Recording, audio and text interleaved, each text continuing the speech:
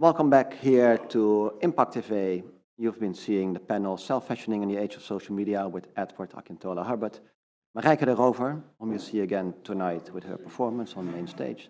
Cara Di Gaunt, and that was all registered from the main stage here at Huis Utrecht, home to IMPAKT Festival for today. Next on is a conversation with Doortje Smithuijsen. She's a philosopher and a journalist for Dutch Daily Volkskrant, Dutch online magazine Vrij Nederland, columnist for Dutch Daily Trouw, and author of the book Golden Mountains, Portrait of the Digital Generation, for which she followed a series of Dutch influencers for more than a year. She also directed 2 documentaries called My Daughter the Vlogger and Are You Still Following Me? After all this research, right now she's diving in the world of digital addictions, and a book on that topic will be published next year. Doortje, welcome. I guess you Hi, hello. Hi there. Thanks for joining us. Very here. Thank you. So I see you have a little analog lighting just next to you as a candle, actually. I actually have a candle, yeah. Lighting up the atmosphere. How nice. It's the festive season, you know, to get it going. Yes, well, it is rather autumny outside. Yeah. But we don't always notice the changing seasons on Instagram or other social media. Because on social media, we tend to be looking at our best all the time, as we're in the midst of summer and completely tanned. And that has been topic of your research for more than a year on the Dutch influencers. And I'd like to kick off right away because I have only 20 minutes for this conversation. To ask you, when you are researching these influencers and you see how they are presenting themselves online, you have been hanging out with them, you've been following them in their daily activities, where you can also see their less luxurious life, or maybe even their life which is not about vanity.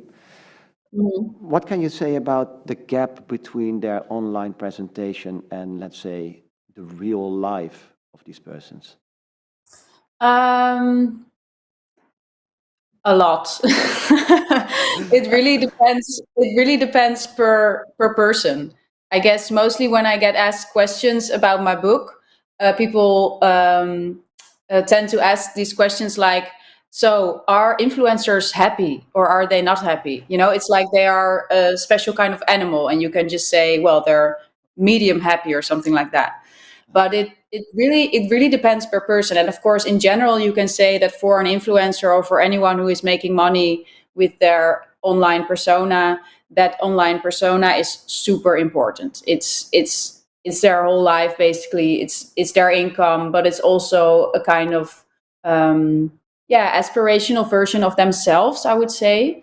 And well, what I saw in my book, to give you an example, was I also followed like this classic, I guess you could call it a mommy influencer. So like this very beautiful woman with 3 kids and like a buck feeds. I don't know the English translation of that. Probably they don't have it in England or America, so that's fine.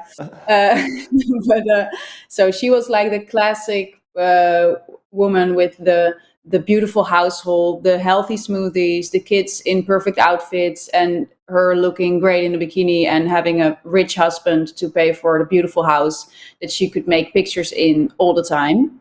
But then something very shocking happened for her. Her husband started a relationship actually with another influencer.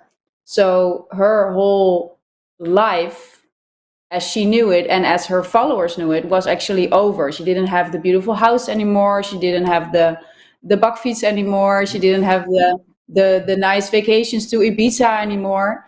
So then what happened was that she went really manic to try to maintain this life, not especially for herself, but for that online persona. So while she was actually really struggling to make a living and actually like taking all these jobs as like a courier or even like in a supermarket, like her life was not very luxurious. But on Instagram, she was living still this beautiful life. Everywhere she went, she had this crazy eye for spotting like a background that looked kind of like a a fancy house, and then she would take a nice selfie there or a portrait with her kids, and then she would make sure that her followers thought that she was still living this very luxurious life, while she was actually living a terrible life, because it was all about keeping up the facade.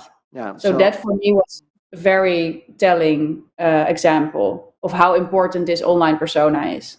I think what struck me in your answer is that part of self-aspiration to also manifest yourself in a better way than you actually are. And I guess we've touched on Impact Festival before, and I guess you touched on it too in the series of interviews that you have been doing. This self-aspiration or the fulfillment of your own dreams for your own life, of course, we're told by current economical tendencies in our society that we need to be this best version of ourselves that we can ever be. Yes. Would you say that anything as the social media might have come to realization in society that would not be dominated by a neoliberal thought system? No, I think it is a perfect sort of vehicle for the neoliberal society. And that's what I love actually about the, well, I mean, there's many things I love about social media, obviously, because I spend my life studying it, but Yeah. It's one of the things I like about it so much, is that it's such a mirror for our society as a whole, and the things that we as a group of people dream about and hope to achieve personally. And that's also why it sort of bothers me when people, I guess the tendency to talk about social media is always like, yeah, it's always social media's fault. It's social media's fault that we are insecure, or it's social media's fault that we feel lonely.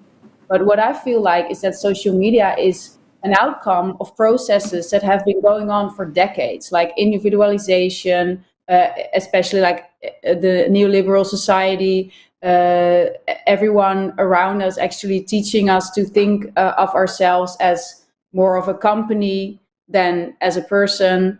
It's a very logical outcome of a lot of processes that have been going on for so many years. And that the odd thing is, and I'm going to plead guilty to being a little bit older, when internet was arriving on the scene, we all thought that it could be helping us to liberate ourselves, not from certain Yes. constraints in society. And I remember with the auto-globalization movement, so the 1990s, beginning of the Audis, when internet was actually an addition to the, let's say, rhizomatic approach of radio stations and independent cultural centers that could finally be connected to be this counterforce. And then we had this small moment of hope, perhaps, with the Arab revolts, where social media was playing a role. And now I hear you say social media is the perfect mirror for an age where the adage "there is no alternative" for our current system is apparently prevailing. Would it be possible that somewhere in social media there would be the seed for a change in the system? Are there influencers that are actually predicting the death of capitalism? No, because influencers are capitalism. So Okay. that's very hard. The thing about, of course, there's a lot of change going on also on social media platforms and in the way we use it. For example, take the body positivity movement, which is, of course, a very interesting movement that has been going around for, I guess, like 5 years or so now, and which was so interesting, I thought, when it first occurred, because it was the first time that women online were actually showing their real bodies. They were showing maybe not perfect pieces of themselves in order to make sure that an actually honest image would come forward instead of only the perfect picture. But the thing is, while these revolutions are still presented on platforms like Instagram, like Facebook, like YouTube or whatever, they are still they're still suppressed by the algorithm that's on these platforms. And that's what I saw also with the people that I followed for my book and also for my documentaries, is that also these small social revolutions can cause a lot of stress and also a lot of new expectations for yourself. for example, when it comes to being real, that's really the new thing, like on Instagram and YouTube. Like you have to be Hashtag authentic. super honest, being me. Okay, yeah. It sort of it was this change that occurred like a few years ago, also together with the body positivity movement, I guess, that you don't only show like you living your best life, you also show the moments that maybe you feel less good, or that you are maybe crying or have a fight with your boyfriend or whatever. But the thing that I saw happening was that the influencers I spoke, and I mean I spoke to a lot of them, they actually felt very, very much pressure to show themselves in a real way. So when they felt like maybe crying, they would get their camera out to film themselves crying, or when they were really mad, they would start to film themselves, which was so weird, because then you can really connect with your emotions when you have to get a camera out all the time when you experience them. So, Yeah.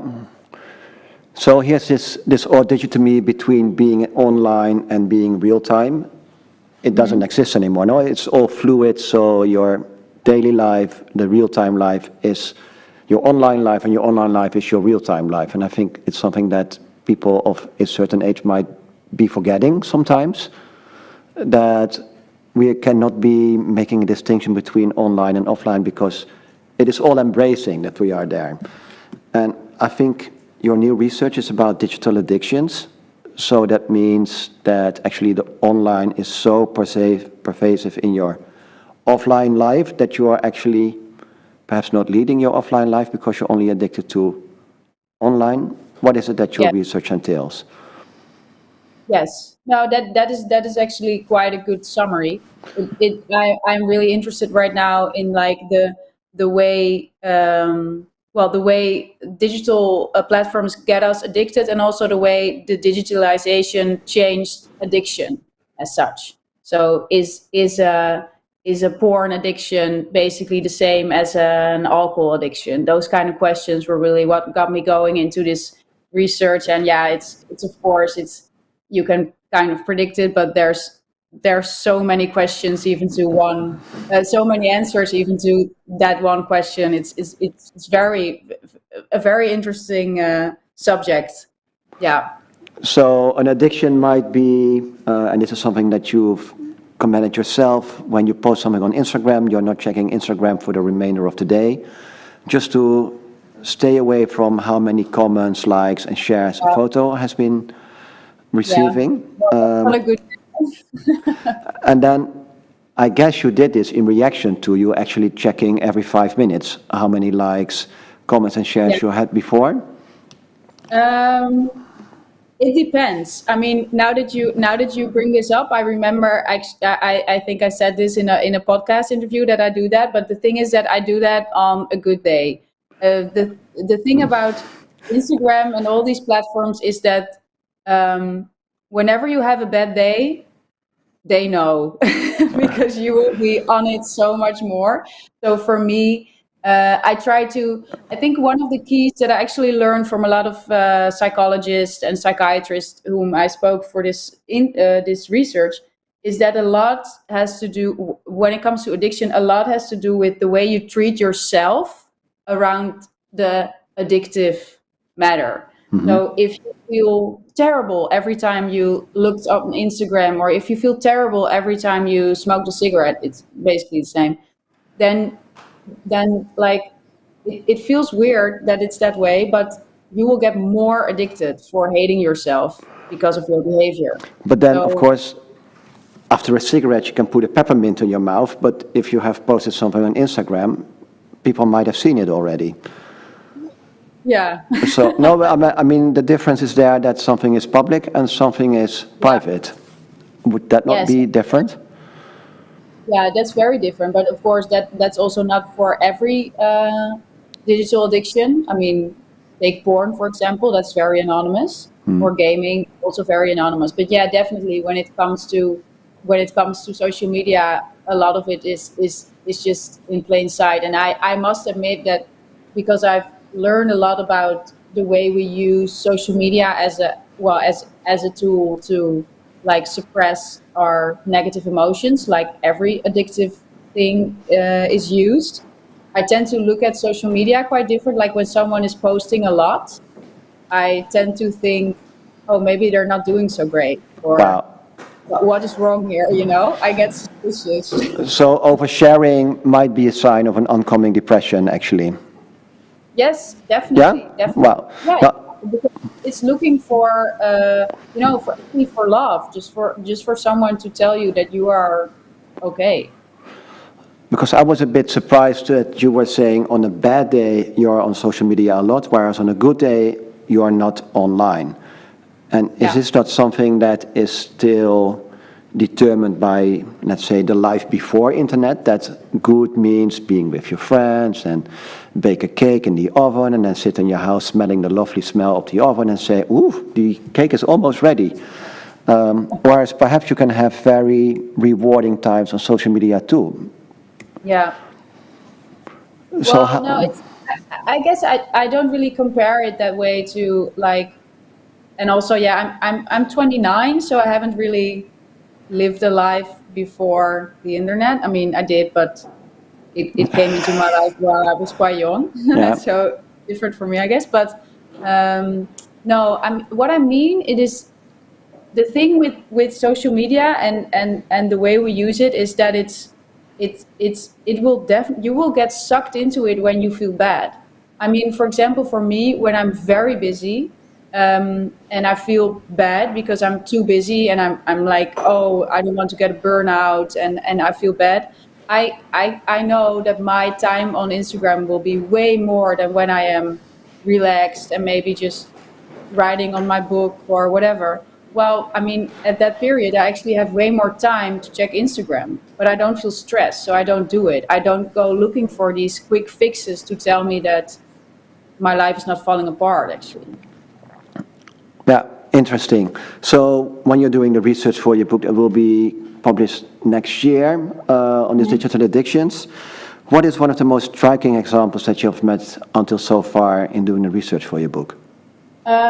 Well, so many, but I guess one of the fields I find the most interesting is the health apps. Actually, I really never realized how addictive, like the Fitbit, Strava, any kind of measuring app that tells you how fast you've run, how much calories you've burned, how many steps you've stepped that day. Those apps are all super addictive. They are made with they're made by very skilled game engineers, so they know exactly how to get a person hooked.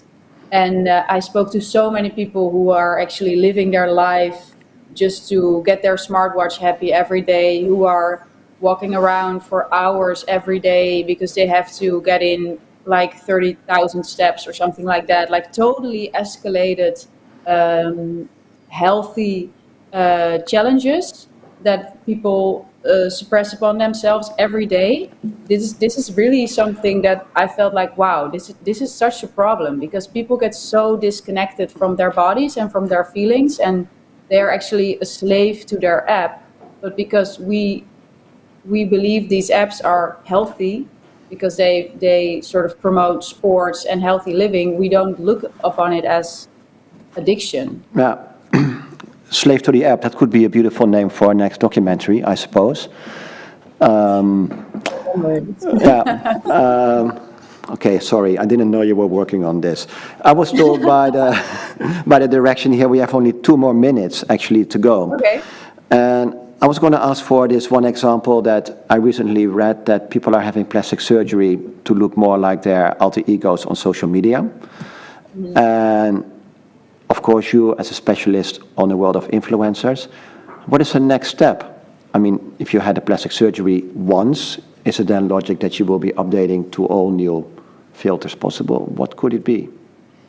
Yeah, well, everything is possible. I mean, I met multiple people who actually told me that they wanted to go to a plastic surgeon who is like specialized in like bone structure. So they actually change your bone structure, and they wanted to go there with an Instagram picture of themselves and tell them, I want to look like this. But of course, the thing is that this has no end, because every week there's another filter, and every week there's another app to make yourself prettier. But the thing is that because so many people look at you in a digital way, you cannot look at yourself anymore in the mirror, because the mirror is always less pretty, I guess. Well, I happen to have only one mirror in the house that I live in, so I'm rather lucky there, because I've seen myself on screen here, which I think is awful already sometimes. Which gets me to the last question before we need to quit. Your Instagram description is less vain in real life. Maybe a short explainer for those people who think, why this? And I guess you have 1 minute to answer. Okay, I will do it quickly. Well, it's kind of also a critique on the app itself, I guess. I mean, all we post on it is I mean, for me, it's all my work. So it's like, yay, my new book came out. I have a new article coming out. I'm doing this interview today. But of course, my life is not like that, and I'm very fortunate to have friends with whom I can share also the lesser parts of life and be less vain in that sense. But I do also. I am also honest, and I'm also human, and on my Instagram I only share the good professional highlights of my life. So we're all much looking forward to seeing this conversation end up on your Instagram page too then. I think we had a small moment to actually also make promotion for your book with the QR code and stuff. Voila. There it is. Yes, here I am, influencing for my own book. The only commercial matches of the day. Doortje, thanks very much. Thanks very much for your time. Stick around for the rest of the program here at IMPAKT Festival, Modern Love. And for all those people that have not been seeing the boxes behind you, good luck with moving next week. Yes, here they are. They are very much in here. Thank you. Bye-bye. Bye-bye. Bye.